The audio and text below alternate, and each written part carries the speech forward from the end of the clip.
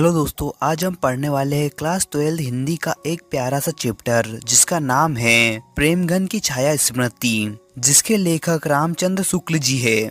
शुक्ल जी ने इस चैप्टर में बताया कि उन्हें शुरू से ही हिंदी भाषा और साहित्य में बहुत रुचि थी। उनका बचपन साहित्यिक माहौल में बीता। बचपन में ही भारत तेंदु और उनकी मंडली में कई लेखक, खासकर प्रेमघन जी के संपर्क में आकर शुक्ल जी के अंदर का लेखक उभरने लगा। प्रेमघन जी के व्यक्तित्व ने शुक्ल जी और उनके दोस्तों को बहुत प्रभावित किया। इससे सब हिंदी की ओर और अधिक आकर्षित हुए। इस निबंध में यह बताया गया है कि एक लेखक का व्यक्तित्व कैसे बनता है। तो आइए दोस्तों, हम इस चैप्टर को डिटेल से एनिमेशन के माध्यम से समझते हैं। लेखक के पिता फारसी भाषा अच्छे से जानते थे और उन्हें हिंदी की पुरानी कविताएं बहुत पसंद थी। वे अक्सर फारसी की बातों को हिंदी की बातों से मिलाते थे। रात को परिवार को साथ बैठाकर रामचरितमानस और रामचंद्रिका पढ़ते थे। उन्हें भारत तेंदु हरिश्चंद्र के नाटक भी बहुत पसंद थे और कभी कभी परिवार को वे नाटक भी सुनाया करते थे।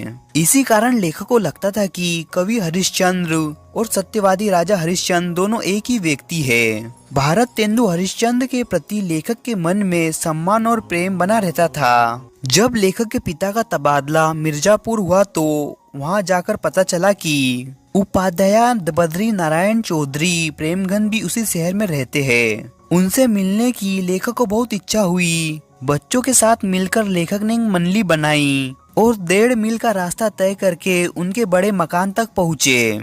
वहाँ बरामदे में लेखक ने प्रेमघन जी को खम्बे के सहारे खड़े देखा। उनके बाल दोनों कंधे पर बिखरे हुए थे।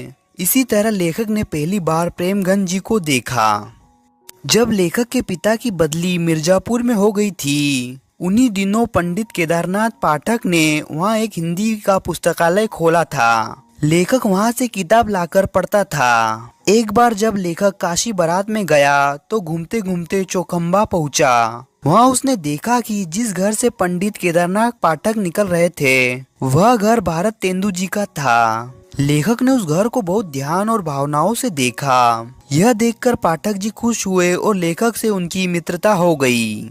धीरे धीरे लेखक की एक मित्र मंडली बन गई जिसमें कई हिंदी प्रेमी साथी शामिल थे, जैसे काशी प्रसाद जायसवाल, भगवान दास हलना,